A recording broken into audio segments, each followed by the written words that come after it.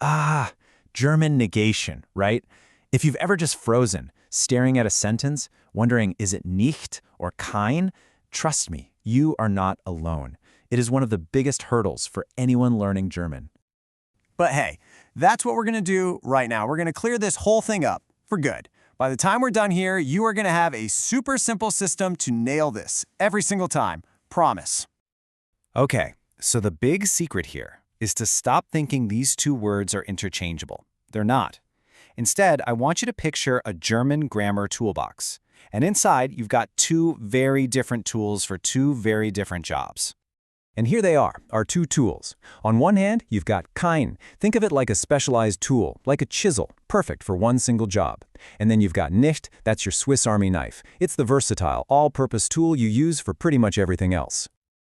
Okay, so let's grab our first tool. This is kein, and I like to call it the noun eraser. Its job is super specific, but really, really important. It's all about negating general nouns. So what does that actually mean, negating general nouns? Well, it's for nouns with an indefinite article, ein or eine, or even nouns that don't have an article at all. Basically, anytime you would say not a or no in English, like I have no time, or that is not a cat, you're probably looking at kein. Let me show you exactly how this works. It's super simple. You start with a positive sentence. Das ist ein Tisch. That is a table. To flip this to negative, kein just swoops in and takes the place of ein. Now you have, das ist kein Tisch. That is not a table. See? Easy. But you've probably seen it, right? Sometimes kein has these different endings tacked on. It's not trying to trick you, I promise. It just means that this tool, just like the word ein, has to change a little bit to match the noun it's working with. And this table here lays it all out for us. So, kein declines. That's just a fancy way of saying its ending changes depending on the gender and case of the noun. So for a sentence like, ich habe keinen Hunger, you need that nen ending. Now, don't feel like you have to memorize this entire chart right this second. The big takeaway is just knowing that the tool adapts to the job. Okay, tool number one, kein, is in the bag. So let's put that one down and pick up our Swiss Army knife, nicht. And the rule of thumb here is honestly so simple. If a situation doesn't call for kein, then you have to use nicht. It's your default. So what does everything else actually cover? Well, a lot. You'll use it for verbs, actions, adjectives, and proper nouns, like names of people or places, like Peter or Berlin. And this is a big one. You also use it for definite and possessive nouns. So we're not talking about a car anymore, we're talking about the car, or my book. Okay, let's see its most common use, which is negating the entire action of a sentence. You have a simple sentence, ich schlafe, I am sleeping. You want to say you're not sleeping? You just pop nicht on there. Ich schlafe nicht. Boom, you've negated the verb. And it's the exact same idea for adjectives, describing words. You want to say something isn't a certain way? Nicht is your tool. So, der Kaffee ist heiß, the coffee is hot, becomes der Kaffee ist nicht heiß, the coffee is not hot. Simple as that. Okay, so we've got the when down, we know which tool to pick, but this brings us to the, let's be honest, the trickiest part. Where on earth does this thing go in a sentence?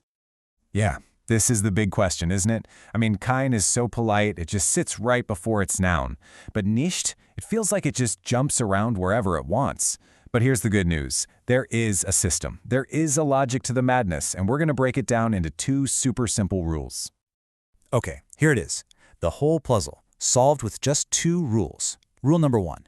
If you're negating the whole action, the main verb of the sentence, nicht generally goes to the very end. And rule number two.